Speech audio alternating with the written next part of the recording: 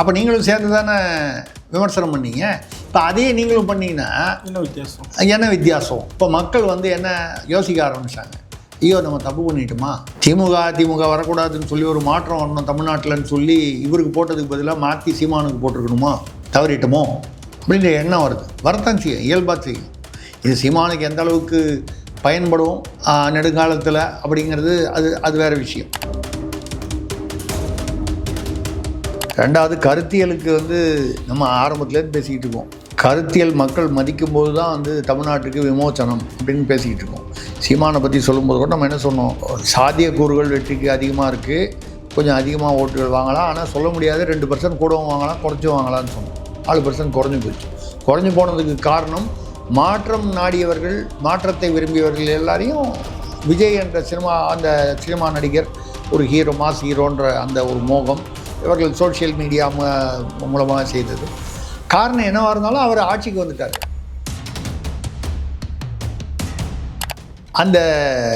அந்த பெண்மணி, அந்த அம்மா, அந்த குழந்தை 10 வயது சிறுமியோட அம்மா, இந்த அம்மாவுக்கு வந்து கேரக்டர் சரியில்லை, அந்த அம்மா குடிகாரி, பக்கத்து வீட்டில் இருக்கிறோட அவருக்கு வந்து கனெக்ஷன் இருக்குது இப்படின்னு தாவேகா ஐடி விங்கு அல்ல தாவேகா சார்பான ஏதோ ஒரு ரூட்டில் அப்படின்னா உங்களுக்கு தெரியும், அந்த ரூட்டுன்னா அந்த ரூட்டில் இது ஒரு செய்திகளை பரப்புவது. நான் என்ன சொல்கிறேன்னா, அந்த செய்தி முதல்ல உண்மையான்னு தெரியாது. ஏற்கனவே அவங்க வந்து குழந்தைய இந்த துயரத்தில் இருக்காங்க. இதை வந்து தாவேகா இல்லை வேறு யாரோ செஞ்சுருக்காங்க, எங்கள் கட்சிக்கு சம்மந்தம் இல்லைன்னால் அப்போது தாவேகாவில் வந்து நடவடிக்கை எடுக்கணும். தவறாக இந்த மாதிரி பண்ணும் காவல்துறை உங்கள்கிட்ட தானே இருக்குது. நடக்கிற குற்றங்கள்லாம் பார்த்தீங்கன்னா இதுக்கு திமுகவே பரவாயில்ல அப்படின்னு ஒரு பக்கமும், நமக்கு இதுக்கு பதிலாக சீமான் வந்திருந்தால் பரவாயில்லன்னு நினச்சா கூட இனிமேல் அதுதான் பண்ணும். பட் திமுகவே பரவாயில்லன்னு ஒரு நினைப்பு வந்துடுச்சுன்னா அப்போ அது ஆபத்தான விஷயம் இல்லையா? எந்த திமுகவை அகற்ற வேண்டும் என்ற தீய சக்தின்னு சொல்லி இவர் சொன்னாரோ, தன்னை தூய சக்தி என்று சொன்னாரோ, இப்போ விஜயுடைய ஆட்சி தீய சக்தி, திமுக தூய சக்தின்னு பேசுகிற அளவுக்கு எல்லாமே ஒப்பீடு தானே.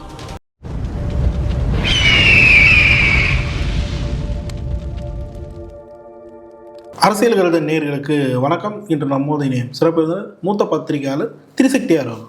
வணக்கம் சார். வணக்கம் சரண், சொல்லுங்கள் சார். இப்போது விஜய் அவர்கள் 10ஆம் தேதி முதல்வர் பதவியை ஏற்றார். அதிலேருந்து கிட்டத்தட்ட 15 நாட்கள் ஆகியிருக்கு. பல்வேறு குற்றங்கள் நடந்திருக்கு. கிட்டத்தட்ட 25 கொலைகள், இந்த இரட்டை கொலைகள், 19 பாலியல் வன்கொடுமைகள், இந்த மாதிரி விஷயங்கள்லாம் நடந்திருக்கு. இப்போ நிறைய மக்கள் வீடியோ வெளியிடும்போது தெரியாமல் விஜய்க்கு வாக்களிச்சிட்டோம் அப்படின்ற மாதிரி ஒரு தரப்புல வந்து சீமான் சொன்ன அந்த பாலியல் துன்புறுத்தலுக்கு எதிரான சீமான் சொன்ன நடவடிக்கை தான் சரியானது அப்படின்ற மாதிரி ஒரு விஷயங்களையும் வீடியோக்களாக வெளியிட்டு வராங்க. நீங்கள் எப்படி பார்க்குறீங்க இது? பழைய இந்த பழமொழியில் சொல்லுவாங்க, கத்தி போச்சு வாள் வந்தது டும் டும் டும் அப்படின்ற மாதிரி. திமுக ஆட்சி மோசமாக இருக்குதுன்னு சொல்லி தான் திமுக ஆட்சி உள்ளே வந்துடும்னு சொல்லி அவங்க திமுககாரங்க அந்த காலத்தில் வந்து பாஜக உள்ளே வந்துடும்னு சொல்லி தான் அவங்க வந்து மக்கள்கிட்ட தமிழ்நாட்டு மக்களை வந்து அவங்க ஏமாற்றிட்டு தெரிஞ்சாங்க. 21 அவங்க பண்ணாங்க. ஆமாம், இவங்க வந்து திமுக உள்ளே வந்துடும் மறுபடியும் சொல்லி அந்த திமுகவை சுட்டி காட்டி இவங்க ஆட்சிக்கு வந்துட்டாங்க. எப்படி வந்தாங்க இந்த சோஷியல் மீடியாவை கண்ட்ரோல் பண்ணாங்கன்றது ஒரு பெரிய கதை ஓடிக்கிட்டு இருக்குது வலைதளத்தில்.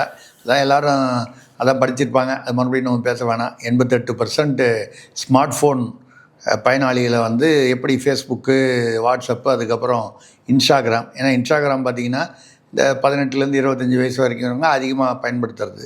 இவங்களை ரீச் பண்ணி அந்த வீடியோஸ் எல்லாம், இந்த ரீல் வீடியோ, இந்த குழந்தை பேசுகிறது, பேரன் வந்து தாத்தாவை வீட்டுக்குள்ளே விட மாட்டேன், நீ விஜய்க்கு ஓட்டு போடணுன்னு சொல்லுது.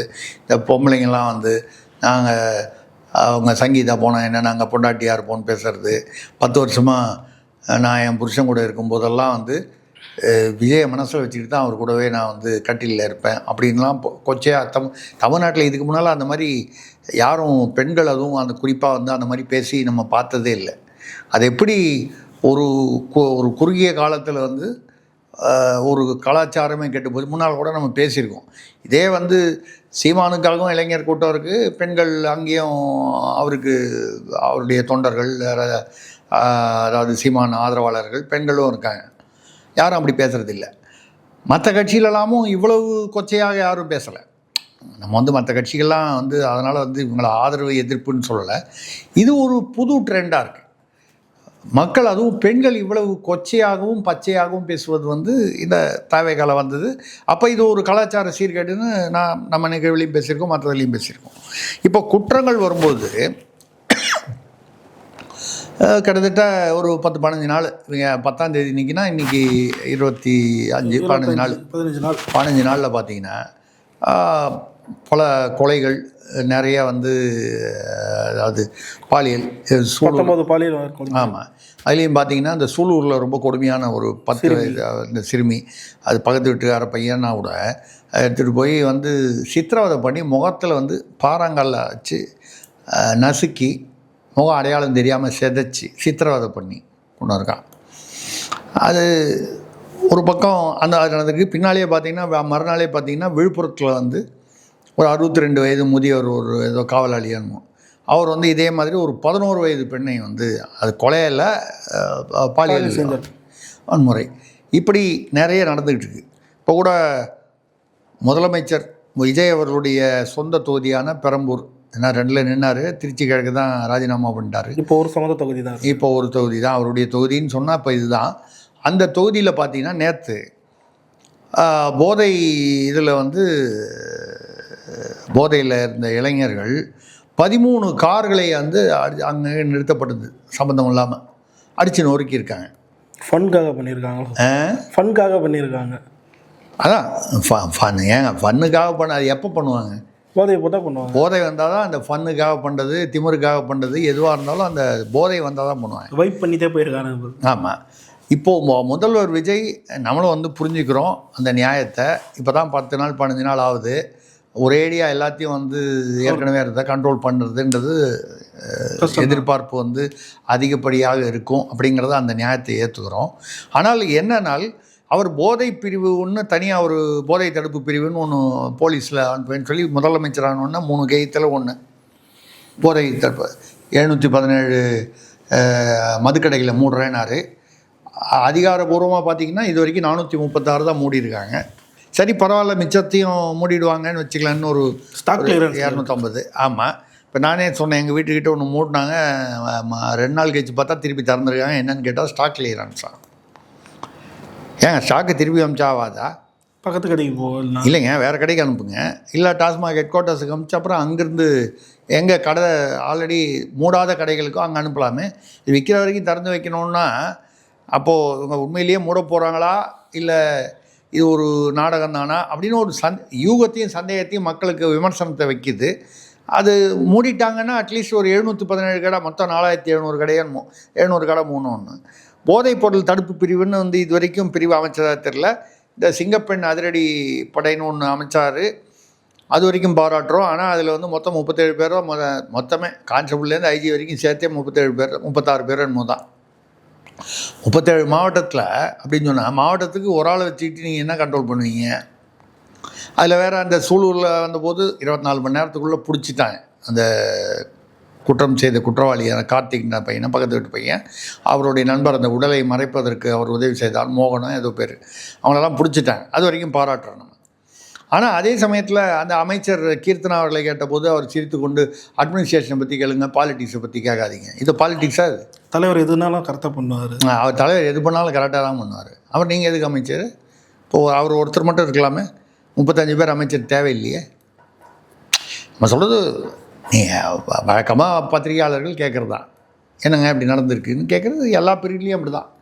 யார் முதலமைச்சராகவோ அமைச்சராகவோ இருந்தாலும் கேட்க தான் கேட்பாங்க. கேட்கும்போது முறையாக பதில் சொல்லணும். சிறந்த நடவடிக்கை விரைவில் நடவடிக்கை எடுப்போம். முதல்வர் வந்து அதுக்கான உத்தரவுகளை எல்லாம் இட்டிருக்கிறார். என்ன இட்டிருக்காருன்னு இப்போ தான் போய் பார்த்தா தெரியுது, பேப்பரில் பார்த்தாலும் நியூஸில் பார்த்தாலும் தெரியுது. அப்படி எதுவும் பதில் சொல்லாமல் அவர்கள் கொஞ்சம் சிரித்துக்கொண்டே இப்போ சொல்கிறாங்க, நான் இயல்பாக சிரித்தேன். பாடி லாங்குவேஜ் அதான்றாங்க. ஆமாம், எந்த சமயத்தில் சிரிக்கணும், எந்த சமயத்தில் சிரிக்கக்கூடாதுன்றது தெரியணும். இதை விட கொடுமை பார்த்தீங்கன்னா, அந்த ஐஜி அந்த அம்மா வந்து அவங்க வந்து சிரிச்சது உட்காந்து அவங்க சிரித்த வீடியோ பரவலாக வந்துருச்சு. கேட்டால் அவங்க ஏஐன்னு சொன்னாங்க. ஏஐ இல்லைன்னு ஒரு குரூப் வந்து இது ஒரிஜினல் வீடியோ, நியூஸ் சேனல்ஸ்லேயே அதான் சார் இருக்குது. ஏன்னா ஒரு முக்கியமான இடத்துல நான் அது பார்த்தேன். அந்த ஒரிஜினல் வீடியோ அது ஏஐ இல்லைன்றதுக்கான ப்ரூஃபோட வச்சுருக்காங்க. அப்போது நம்ம வந்து ஒரு ஐடியா இருக்கிறவங்களோ யாரையும் வந்து நம்ம வந்து சிரிக்கக்கூடாதுன்னு சொல்லலை. இந்த இடம் பொருள் ஏவல்னு இருக்குது, சூழ்நிலையை கருதி. அது கூட நான் வேற ஒரு நேரத்தில் கூட பேசியிருந்தேன். ஒரு துக்க வீட்டுக்கு போகிறோம், அங்கே போய் நீங்கள் வந்து வேறு யாருக்கோ கூட ஃபோன் பண்ணி ஜோக் அடித்து சிரித்தா கூட அந்த சூழ்நிலைக்கு அது ஏற்றதாக இருக்காது. நீங்கள் அப்படி அந்த மாதிரி பேசக்கூடிய ஒரு சூழ்நிலை வந்ததுன்னா அந்த வீட்டை விட்டு வெளியில் வந்துட்டு கொஞ்சம் தள்ளி போய் பேசலாம். துக்க வீட்டில் யாரோ ஒருத்தர் இறந்துருக்காரு, துக்கம் விசாரிக்கிறதுக்காக போகிறீங்க, அந்த சமயத்தில் ஒரு ஃபோன் வருது, சிரித்து பேசினீங்கன்னா அந்த சூழ்நிலை வேறுபடுது, மாறுபடுது. அப்போது இது ஏன்னு சொல்லி இவங்களே போடுறாங்க. அதை விட மோசம் வந்து என்ன பண்ணிட்டாங்கன்னா, அந்த 10 வயது சூலூர் அந்த இறந்து போன சிறுமி 7 லட்ச ரூபா நஷ்டஈடு கொடுத்தாங்க. முதல்வரே ஃபோனில் பேசினார் விஜய் அவர்கள், ஆறுதல் தெரிவித்தார். அந்த பெண்ணுடைய பாட்டி அம்மாவுக்கோ அவங்ககிட்ட ஆறுதல் தெரிவித்தார். நாங்கள் பிடிச்சிட்டோம், சீக்கிரம் தண்டனை கொடுத்துருவோன்னு சொன்னாங்க. அதெல்லாம் சரி. ஆனால் அந்த பெண்மணி, அது அம்மா, அந்த குழந்தை 10 வயது சிறுமியோட அம்மா, இந்த அம்மாவுக்கு வந்து கேரக்டர் சரியில்லை, அந்த அம்மா குடிகாரி, பக்கத்து வீட்டில் இருக்கிறவரோட அவருக்கு வந்து கனெக்ஷன் இருக்குது இப்படின்னு தாவேகா ஐடி விங்கு அல்ல தாவேகா சார்பான ஏதோ ஒரு ரூட்டில், அப்படின்னா உங்களுக்கு தெரியும் அந்த ரூட்டுன்னா, அந்த ரூட்டில் இது ஒரு செய்திகளை பரப்புவது. நான் என்ன சொல்கிறேன்னா, அந்த செய்தி முதல்ல உண்மையான்னு தெரியாது. ஏற்கனவே அவங்க வந்து குழந்தைய இந்த துயரத்தில் இருக்காங்க. இதை வந்து தாவேகா இல்லை வேறு யாரோ செஞ்சுருக்காங்க, எங்கள் கட்சிக்கு சம்மந்தம் இல்லைன்னால் அப்போது தாவேகாவிலேருந்து அறிக்கை வெளியிடணும், நடவடிக்கை எடுக்கணும். தவறாக இந்த மாதிரி பண்ணும் காவல்துறை உங்கள்கிட்ட தானே இருக்குது. இப்போ ஆராசா வந்து ஆபாசமாக செய்தி வெளியிட்டார் என்று அவர் மேலே நடவடிக்கை எடுக்கணும்னு சொன்னீங்க.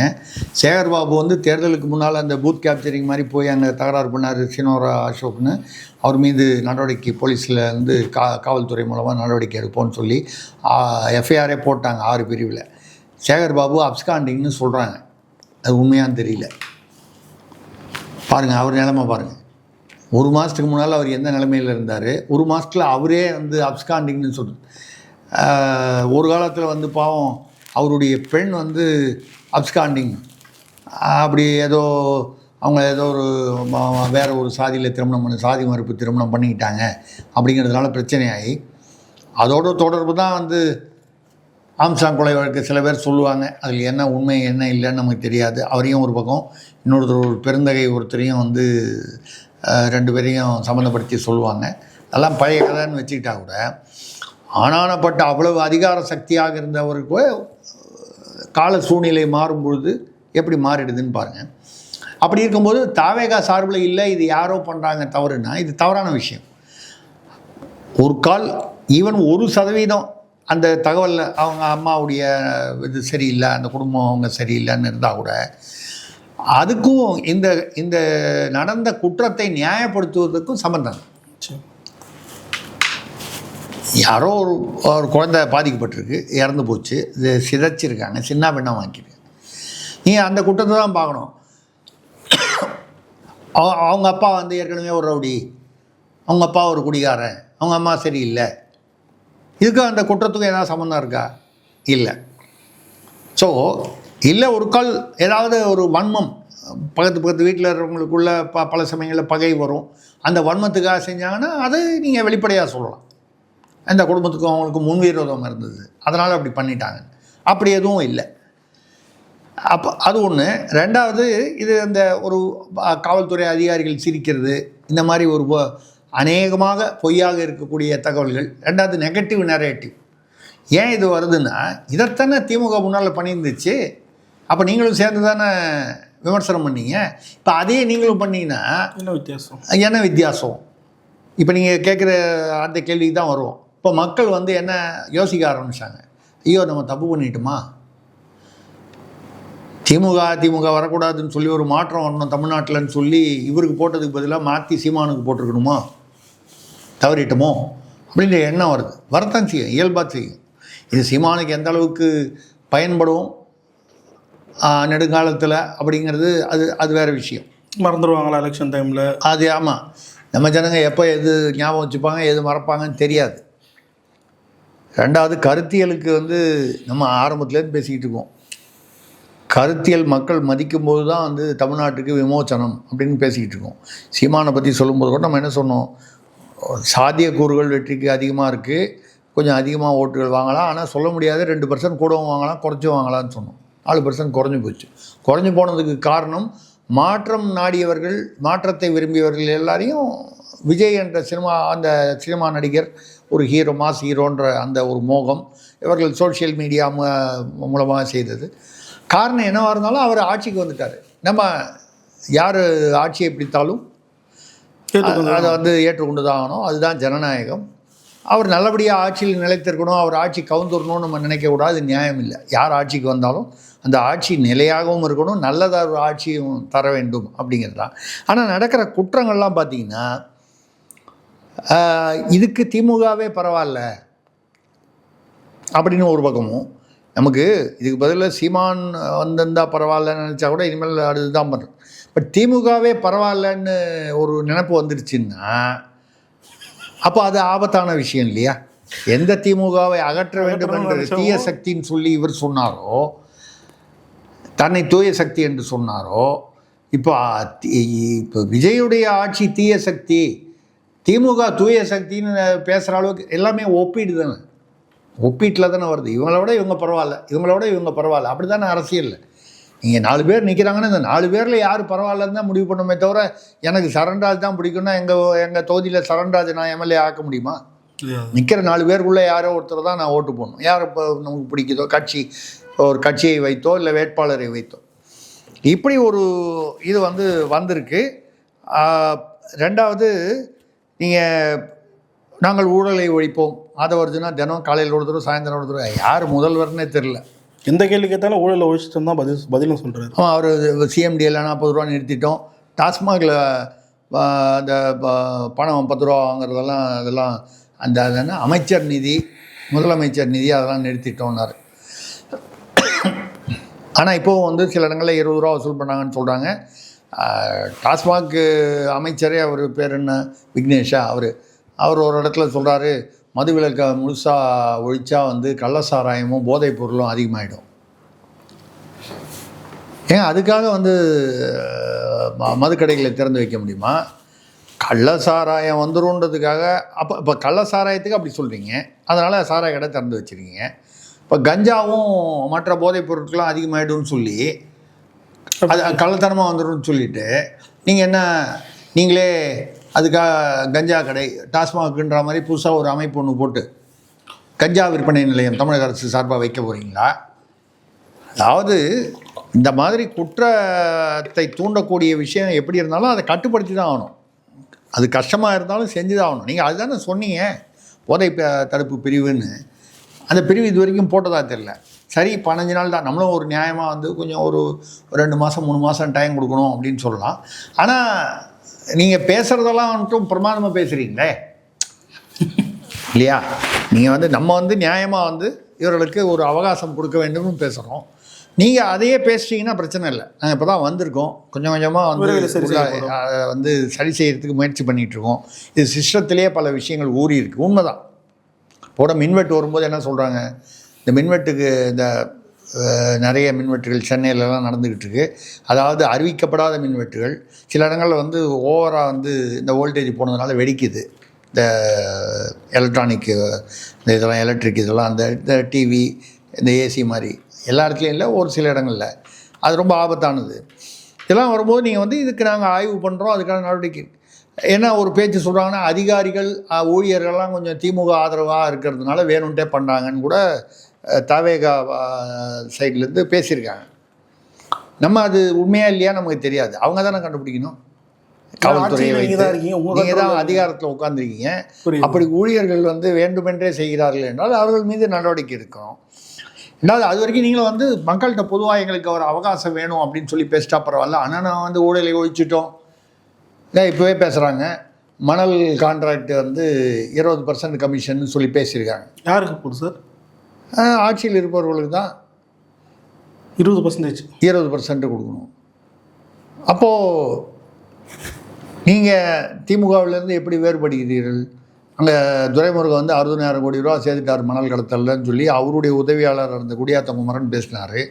அப்புறம் பிடிஆர் பழனிவேல்ராஜன் யாருக்கிட்டேயோ ஃபோனில் பேசும்போது அவர் பிள்ளையும் மாப்பிள்ளையும் சேர்ந்து 30,000 கோடி ஒரு வருஷத்தில் பண்ணிட்டாங்க. இது அவாலால் வெளியில் எப்படி அனுப்புறது, அதில் தான் அவங்க ஃபோக்கஸ் பண்ணாங்களே தவிர ஆட்சியில் அப்படின்னு சொல்லி பேசினார். கடைசியில் அவரை வந்து நிதியிலேருந்து மாற்றி எங்கேயோ டம்மி ஆகினாங்க. இப்போ ஒரு வழியாக அவர் வந்து கிளம்பியாக எங்கேயோ வெளியூரில் போய் லெக்சர் கொடுக்குறேன்னு எங்கேயோ கிளம்பிட்டார். இதுக்கப்புறம் எனக்கு என்னமோ அவர் அரசியலுக்கு வரா மாதிரி தோணலை. இப்போ என்ன சொல்கிறோன்னா, அப்போ அந்த ஆட்சியை விட நீங்கள் இப்போ எந்த விதத்தில் வந்து சிறந்தது இல்லை பெட்டராக இருக்குன்றது காமிக்கணும். இப்போ கூட பார்த்தீங்கன்னா இந்த ஊழலை ஒழிப்போம்னு சொல்கிறாங்கல்ல, இதில் பார்த்தீங்கன்னா பல்லடத்தில் ஒரு எம்எல்ஏ ராம்குமார்னு தாவேகா எம்எல்ஏ, அவருக்கு வந்து அது உள்ளூர் கல்குவாரி ஓனர்லாம் சேர்ந்து ஒரு இனோவா காரும் அப்புறம் வேறு யாரோ சில பேர் வந்து ஒரு வீடும் கட்டி கொடுத்துருக்காங்க. எதுக்கு கொடுக்குறாங்க அப்படின்னு செய்தி வந்திருக்கு. செய்தியுடைய உண்மைத்தன்மை உறுதித்தன்மை நமக்கு தெரியாது, ஆனால் அது உண்மையாக இருக்கும் பட்சத்தில் அவர் வந்த உடனே அவருக்கு எம்எல்ஏக்கு வாங்கி கொடுக்குறாங்கன்னு என்ன அர்த்தம்? நம்ம கொஞ்சம் பார்த்து பண்ணி கொடுப்பா, நாங்கள் அதெல்லாம் பண்ணுறோம், நீங்கள் கண்டுக்காதீங்க. அப்போ அவரும் வாங்கிக்கிறாரு. அது உண்மையாக இருந்தால் அப்படின்னா ஊழலை நீங்கள் எங்கே ஒழிக்கிறது? இதே மாதிரி கனியம்பாடி வேலூர் மாவட்டம், அங்கே வந்து இந்த செங்கல் சூளை தயாரிப்பாளர்கள் அவங்க உரிமையாளர்கள்லாம் போராட்டம் சாலை மறியல் பண்ணியிருக்காங்க. நம்ம காலைல வீடியோ பார்த்தோம். ஆமாம், அது என்னன்னு கேட்டால் தாவேகாவை சேர்ந்தவர்கள் உள்ளூரில் எங்கள் ஆட்சி நடக்குது அதனால் மாமூல் கொடுங்க. யார் சார், எம்எல்ஏ சொல்கிறீங்களா இல்லை உள்ளூர் நிர்வாகிங்க? உள்ளூர் நிர்வாகிகள். அவங்க எம்எல்ஏ சொல்லி செய்கிறாங்களா அவங்களா செய்கிறாங்களா நமக்கு எப்படி தெரியும்?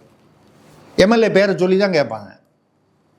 அப்போ தான் ஒருத்தனால எம்எல்ஏ பிஎன்னு சொல்லிட்டு போய் கமிஷன் கேட்டிருக்கிறான். இது அதுதான் சொல்கிறேன். ஸோ அப்போது நீங்கள் உண்மையிலேயே எம்எல்ஏ கேட்டிருக்கலாம், இல்லை எம்எல்ஏ பேரையும் அவன் வந்து தவறாக பயன்படுத்தியிருக்கலாம்.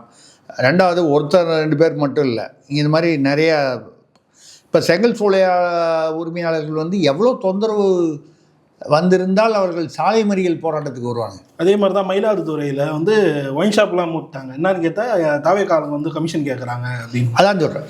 ஸோ இப்போ இவ்வளோ நாள் திமுக வாங்கிட்டு இருந்துச்சு, அதுக்கு பதில் இப்போ தாவேக்கா வாங்க போகுதுன்னா இதில் ஆட்சி மாறிச்சே தவிர காட்சி மாறலன்னு பேசுறது உண்மை தானே? அப்போது இன்னொன்று எனக்கு இதில் ஒரு டவுட் சார். இப்போ திமுக வாங்கிட்டு இருந்துச்சுன்னு சொல்லிட்டு நம்ம சொல்கிறோம், திமுக வாங்கும்போது சைலண்டாக கொடுத்துட்டு இருந்தவங்க இப்போ தாவேக்கா வரும்போது பிரச்சனை பண்ணுறாங்கன்னா அதிகமாக கேட்குறாங்களா? எப்படி எடுத்துக்கிறது இது? போன வார்த்தையோட கமிஷன் இல்லைங்க. நீங்கள் அவங்க வந்து ஒரு பொதுவாக வந்து திமுக ரொம்ப வருஷமாக 6 முறை ஆட்சியில் இருந்திருக்காங்க. கலைஞர் கருணாநிதி ஐயா தலைமையிலையும் சரி, அதுக்கப்புறம் பின்னால் இப்போ ஸ்டாலின் அப்போ துணை முதல்வராக இருந்திருக்காரு. அதிமுகவும் மாறி மாறி ஆட்சியில் இருந்திருக்காங்க. எடப்பாடி ஒரு தடவை தான் இருந்திருக்காரு, ஒரு 4 வருஷம் தான் இருந்தார். அதுக்கு முன்னால் ஜெயலலிதா, அதுக்கு முன்னாலே எம்ஜிஆர். இந்த 2 திராவிட ஆட்சியிலையுமே ஊழல் இருந்தது. இதில் எதில் அதிகமாக இருந்ததுன்னு வேணால் நீங்கள் திமுகன்னு சொல்லலாமே தவிர இருந்ததுங்கிறது உண்மைன்னு சொல்ல முடியும். ஆமாம், அதில் வரும்பொழுது அவங்களுக்கு வந்து இதுக்கு இவ்வளவு ரேட்டுன்னு அவங்க ஒரு டேபிள் ஒரு வாய்ப்பாடு மாதிரி வச்சுக்கிட்டு பண்ணுவாங்க. நீங்கள் புதுசாக வந்திருக்காங்கல்ல, புது டேபிள் போட்டாங்களோ, எதை பார்த்தாலும் ஆசையாக இருக்குல்ல. அவன் கொஞ்சம் ஆண்டு அனுபவித்து கார்லாம் வாங்கிட்டான், ஒரு வீடு, 2வது வீடு, 3வது வீடு, பண்ணை வீடு இல்லை. அதான் உங்களுக்கு அதாவது அந்த வீடு, அதான் எல்லா வீடும், அதாவது சொத்து மட்டும் இல்லை, சொத்தோடு கூடவே இலவசமாக சொத்து சுகம் உரிமையால், ஆமாம், சொத்தோடு கூடவே சுகமும் வருகிறது. அந்த மாதிரி வந்து பழக்கப்பட்டு போயிட்டாங்க. இப்போ இங்கேயும் அந்த மாதிரி ஒரு சூழ்நிலை உருவாகிற மாதிரி தான் இருக்குது. ஏன்னா என்ன வித்தியாசம்னா, இவங்களுக்கு எந்த ரேட்டு எவ்வளவு கேட்கணும் அப்படிங்கிறது பழக்கம் இல்லை. நீங்கள் சாதாரணமாக நீங்கள் போகிறீங்க ஆர்டிஓ ஆஃபீஸ்லேயோ இல்லை ஒரு அரசு வேறு ஏதோ ஒரு அரசு அலுவலகத்துலேயோ போகும்போது ஒரு இந்த காரியம் உங்களுக்கு நடக்கணும்னா, பணி நடக்கணும்னா உங்களுக்கு வந்து இவ்வளோ ரூபா கொடுக்கலான்னு ஒரு ஜனங்களுக்கே வந்து பழகி போச்சு. ஒரு லைசன்ஸ் எடுக்கணும், எவ்வளோ கேட்குறாரு, கூட எக்ஸ்ட்ராவாக 500 ரூபா கேட்குறாரு, கொடுக்கலாம், ஓகே. 500 ரூபா கேட்குற இடத்துல 5000 ரூபா கேட்டிங்கன்னா பிரச்சனை வரும். லைசன்ஸே நான் 2000 கொடுத்தாங்க. ஒரு லாஸ்மாக ஒரு சின்ன உதாரணம், ஆர்டிஓ ஆஃபீஸுன்னு தனியாக சொல்லலை, ஒரு லைசன்ஸு, இது மாதிரி வேறு சின்ன சின்ன விஷயங்கள். இப்போ வழியில் உங்களை வந்து ஹெல்மெட் போடலன்னு சொல்லி பிடிக்கிறார் போலீஸ்காரர் ஒரு 1000 ரூபா ஃபைன் போடுவேன்றார். 500 ரூபா வரைக்கும் நீங்கள் கையில் கொடுத்தா வாங்கிட்டா பரவாயில்ல.